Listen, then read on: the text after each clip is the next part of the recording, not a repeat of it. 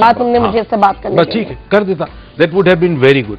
नूर को मुझे नहीं पता नूर का रिएक्शन क्या था, but Noor could have understood कि जी मैं एक फॉरेन मुल्क में हूं, मैं जियो के लिए आई हूं, तो जियो की इज्जत भी बड़ी इंपॉर्टेंट है मेरे साथ साथ, बिकॉज आपको जियो ने स्पॉन्सर किया ना, तो इसके साथ साथ आप हैं, तो आपकी भी एक होनी चाहिए कि जी मैंने इनको भी ध्यान रखना है।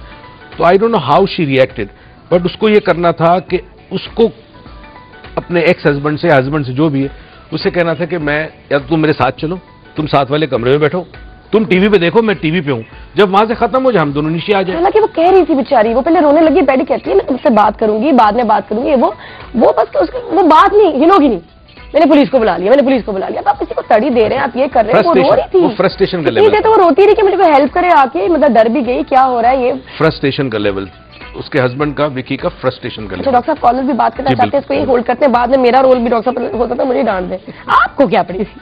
बहुत सारे लोगों ने मुझे कहा तुम्हें क्या जरूरत थी इन्वॉल्व होने की। नहीं यार, क्यों नहीं, क्यों कब तक हम लोग ऐसे बेहिस इंडिफरेंट होके बर्दाश्त करते रहे चीजें। ठीक है, बात करनी है, बीवी हो कोई भी, मैं तो कहती हूँ कोई बाप भी अपनी बेटी को डांट रहा हो, हाथ उठाए, तो मैं तो वहां भी पहुंच जाएगी, sorry uncle you can't do that, you can't. Hello अस्सलाम वालेकुम, गुड मॉर्निंग, बुशा फ्रॉम लाहौर। जी वालेकुम सलाम जी, कैसी हैं आप बुशा, ठीक है? जी अल्हम्दुलिल्लाह मैं बिल्कुल ठीक हूँ। मैंने अपनी पूरी लाइफ में फर्स्ट टाइम किसी मॉर्निंग शो में कॉल किया, बल्कि टेलीविजन पे फर्स्ट टाइम। डॉक्टर मुझे इसकी वजह से किया होगा आपने, देखे डॉक्टर साहब मजबूर कर दिया आपने। मुझे भी किया है और मैंने आपके लिए भी किया है, आप भी मुझे बहुत अच्छी लगती हैं, आप जिस तरह के लोगों को मोटिवेटेड करती हैं। तब आपका शो की सबसे बड़ी क्वालिटी जो मेरी नजर में ना, वो ये कि सिर्फ हर वक्त एक्ट्रेसेस के एक ही साइड से आपका शो नहीं चल रहा, आप हर शोबा आए जिंदगी से लोगों को इन्वाइट करती हैं जी, और हर शोबा ऐसे जिंदगी से रिलेट कर जो है ना आपको बात करती हैं, जिस तरह से ना मुझे बड़ा, मतलब मैं अपने किचन में भी होती हूँ ना, तो मैं किचन से निकल के ब्रेक का वेट कर रही हूँ कि मैंने किचन में जाना है। Sweet, thank you. बल्कि अब तो और इम्प्रूवमेंट करना चाह रहे हैं कि नहीं, less of showbiz, less of हल्ला गुल्ला, मोर ऑफ इन्फॉर्मेशन और सेल्फ हेल्प। शो तो जी, आपके शो को बहुत ज्यादा, मैं सबसे पहले लोगों का क्रिटिसिज्म और चीजें लेती हूँ, मुझे लगता है यार तो सब शोज एक जैसे हो रहे हैं। नहीं, बैक टू बेसिक्स। मुझे जैसे पहले शो होता था, मुझे थोड़ा सा वो करना है कि नहीं, मुझे इन्फॉर्मेशन मैं कम दे रही हूँ। मैंने खुद पिछले दिनों बैठ के बनी नहीं कान आ दिया, इन्फॉर्मेशन कम हो रही है यार, ये हल्ला गुल्ला कम करो। तो अब उस पर हमने बैठ के, टीम ने बैठ के डिसाइड हो, हम लोग सब एक है, हमारी टीम। मैंने नहीं यार, कुछ चेंज होना चाहिए। जैसे लोगों को भी बुलाते रहे, तो बहुत अच्छा लगा कि सिर्फ आपके शो पे आएंगे। जी इंशाल्लाह जरूर मेरे शो पे आप देखेंगे। कोई सवाल करना चाहेंगे आप डॉक्टर साहब से? जी सॉरी, कोई सवाल आप करना चाहेंगी, कोई शेयर करना चाहेंगे? बिल्कुल, मैंने डॉक्टर साहब को कॉल की थी। एक्चुअली मेरा प्रॉब्लम ये है कि ना, मेरी शादी को ना 6 years हो गए हैं, ठीक है, लेकिन जो मेरे हस्बैंड है वो बहुत अच्छे इंसान है, बहुत लविंग और बहुत माशाल्लाह रही लगता है। और वो भी मुझे ये कहते हैं, मुझे वो भी ये कहते हैं कि मेरी बहुत ज्यादा सेक्रीफाइस है उनकी फैमिली में, और वो भी ये कहते हैं कि अगर आप मुझे ना लिखती तो शायद आपसे किसी और लड़की मेरी जिंदगी में नहीं आती। लेकिन इसके बावजूद हमारी अंडरस्टैंडिंग नहीं है। मुझे समझ नहीं आती कि हम छोटी छोटी बातों पे हमारा इतना क्लैश हो जाता है कि डिवोर्स तक बात हो जाती है। लेकिन ना कभी मैंने मुझे डिवोर्स दिया और ना कभी मैं लिखने के लिए भी क्या नहीं आती है। बिल्कुल बेसुकून सी एक जिंदगी है जिसमें बिल्कुल सुकून है, और लोग देखते हैं तो लोग सोचते हैं कि इनको तो किसी चीज़ की कमी नहीं है। तो मुझे मेरी कजन कहती हैं कि आपकी लाइफ ऐसी रहती है कि आर्मी पुलिस की आप वाइफ हैं, कोई परेशानी, मतलब मुझे देखते नहीं समझ सकता कि मैं अंदर से बिल्कुल फिक्री हुई, अंदर से मुतमईन नहीं।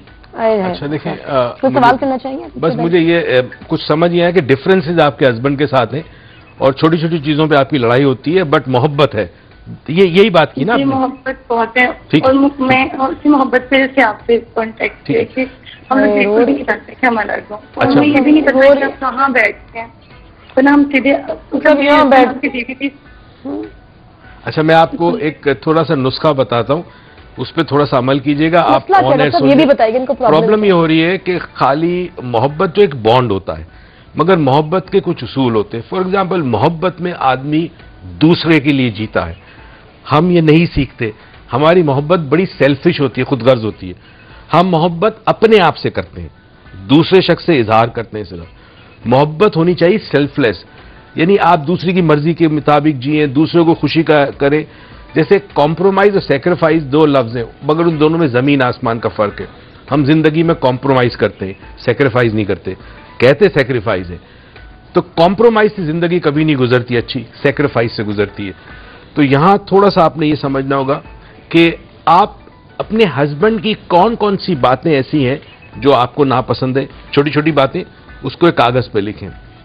दूसरे कागज पे लिखें आपका हस्बैंड किस बात पे एक्सक्यूज मी एतराज करता है, या आपकी कौन सी बातें हैं जिसकी वजह से उससे झगड़ा होता है आपके साथ। ये दोनों चीजें लिखें। देखें, हमारे जहन में बैक वक्त की सारी चीजें नहीं होती, यानी कॉन्शियस लेवल पे नहीं होती। जब आप कागज पे लिखते हैं तो आपके पास दोनों पॉइंट्स आ गए। मेरी ये आदतें हैं जो मेरे हस्बैंड को नापसंद है, मेरे हस्बैंड की आदत है जो मुझे नापसंद है। अब इसमें से देखें आप क्या चेंज कर सकती हैं। जो चीजें आप चेंज कर सकती है उसे चेंज करें, क्योंकि हमेशा there is always a reason for dispute. एक रीजन होता है डिस्प्यूट का ना, अगर आप उस रीजन को खत्म कर लें तो डिस्प्यूट ओवर हो जाता है। और दिल में सुकून ना हो ना, देख के दूसरे बंदे को लड़ने का दिल चाहे, जैसे ऐसी कई दफा किसी की असल में अगर हम इसकी गहराई में जाएं तो बड़ी अजीब गरीब चीजें आती है। बास की नाक, बास की आंख, बास की आवाज की टोन। हो सकता है आपके हस्बैंड की आवाज की टोन आपको रिमाइंड करें जब आप चौथी क्लास में थी और वहां एक टीचर की टोन वही थी। तो अनकॉन्शियसली वो टोन होती है। भयानक इत्तेफाक है।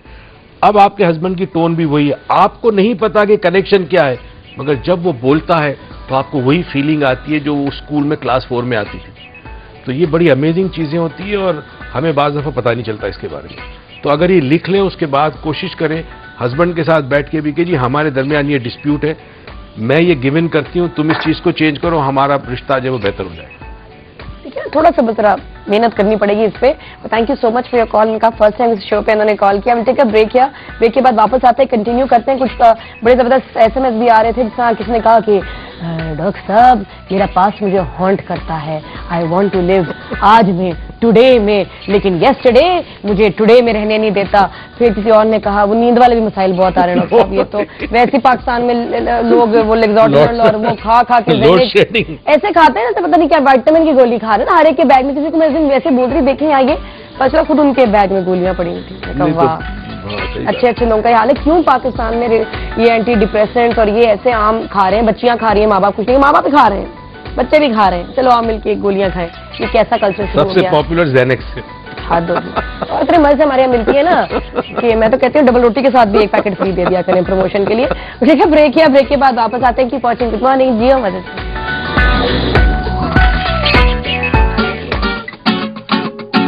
अस्सलाम वालेकुम, मैं हूँ किरण खान।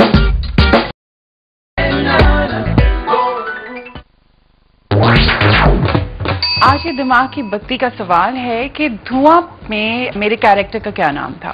सहरा, सारा या सहर? नजर आती है ये अजीब कनेक्शन है ना आपका।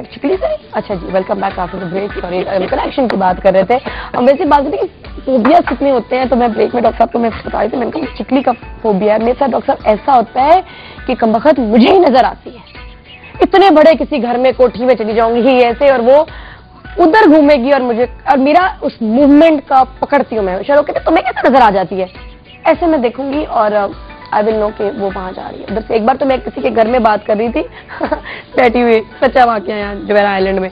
हाँ तो देखिए ऐसे हुआ, तो मैं तो इतना चिकली से डरी और वो इस तरह नजर आई और देखा मैं इधर बैठी हुई मर गई छलांग मार के उधर।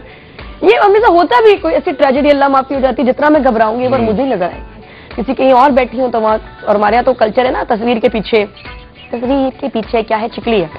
हर तस्वीर के पीछे पाकिस्तान में चिकली होती है या दरवाजे के ऊपर होती है। तो मैं अक्सर किसी घर जाती हूँ, ऊपर होती है, कोई है तो नहीं चीज। फोबिया सबके होते हैं, फोबिया को